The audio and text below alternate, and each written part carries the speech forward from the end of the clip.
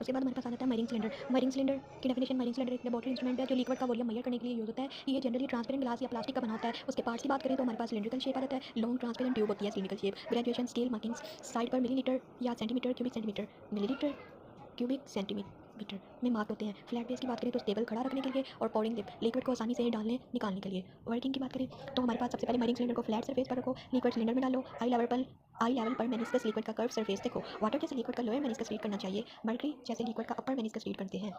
Scale से direct volume lead कर लो। Uses की बात करें तो हमारे पास लेबोरेटरी में लिक्विड का वॉल्यूम मेजर करने के लिए यूज होता है। इरेगुलर सॉलिड का वॉल्यूम फाइंड करने बाय वाटर डिस्प्लेसमेंट मेथड के लिए यूज होता है। एक्यूरेसी की बात करें तो हमारे पास मरीन सिलेंडर बीकर से ज़्यादा एक्यूरेट होता है, लेकिन बुरीट और पाइप से कम एक्यूरेट होता है। की पॉइंट आपने लिखे हैं, बीकर सिर्फ रफ वॉल्यूम के लिए यूज होता है। Marine cylinder more accurate volume के लिए यूज होता है। By two create very high accuracy measurement titration होती हैं। डिस्प्लेसमेंट कैन मेथड की बात करें तो डिस्प्लेसमेंट कैन एक लेबोरेटरी एपरेटस है जो इरेगुलर सॉलिड का वॉल्यूम मेजर करने के लिए यूज होता है। ये प्रिंसिपल ऑफ वाटर डिस्प्लेसमेंट पे काम करता है। कंस्ट्रक्शन में हमारे पास आ जाते हैं, एक सिलेंडर या रेक्टेंगुलर कैन होती है, ऊपर से ओपन और साइड में एक स्पोर्ट नाली होती है। स्पोर्ट मीन नाली, ठीक है, जो थोड़ा नीचे लगाई होती है। कैन को एक बीकर के साथ यूज़ करते हैं। उसके बाद प्रिंसिपल की बात करें, जब कोई सॉलिड ऑब्जेक्ट पूरी तरह लिक्विड में डिप किया जाता है तो वो अपने वॉल्यूम को बराबर लिक्विड को डिस्प्लेस करता है। उसके बाद प्रोसीजर, उसके बाद फॉर्मूले की बात करते हैं। फॉर्मूले में हमारे पास volume of object is equal to volume of displace water, ये फॉर्मूला है इसका। उसके बाद यूजेस आ जाते हैं हमारे पास। इरेगुलर सॉलिड का वॉल्यूम फाइंड करने के लिए यूज होता है, डेंसिटी निकालने के लिए यूज होता है। डेंसिटी का फॉर्मूला आपके सामने है, ये याद करना है आपने, इंपॉर्टेंट फॉर्मूला है। एग्जाम्पल में हमारे पास आप एक स्टोन का डिस्प्लेसमेंट कैन में डिप किया, ये एग्जाम्पल हो जाएगी। बीकर में 50 मिलीलीटर वाटर कलेक्ट हुआ, ये एक एग्जाम्पल हो जाएगी। Volume of stone is equal to 50 cubic metre, ये एग्जाम्पल हो जाएगी। 3 एग्जाम्पल मैंने आपको बता दी हैं।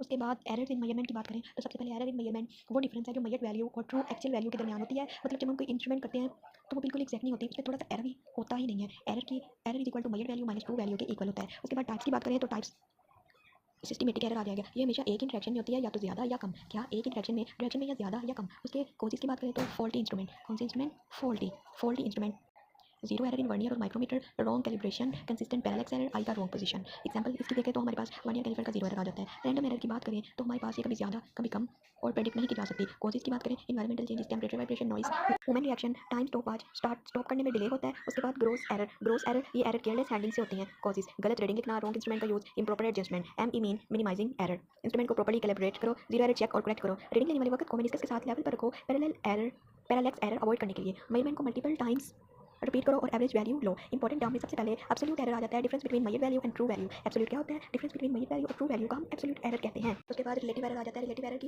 Absolute error true value, percentage error, absolute error true value multiply 10। Errors को कंप्लीटली रिमूव नहीं किया जा सकता, लेकिन मिनिमाइज किया जा सकता है। उसके बाद अनसर्टेनिटी इन मेजरमेंट, आपका नेक्स्ट टॉपिक है अनसर्टेनिटी। वो डाउट मीन शक है जो किसी इन मेजरमेंट की एक्जैक्ट वैल्यू के साथ हमेशा रहता है। मतलब जब हम कोई मेजरमेंट करते हैं तो हमें 100% श्योरिटी नहीं होती कि मेजर वैल्यू बिल्कुल ट्रू है, उसकी एक रेंज को डाउट होता है।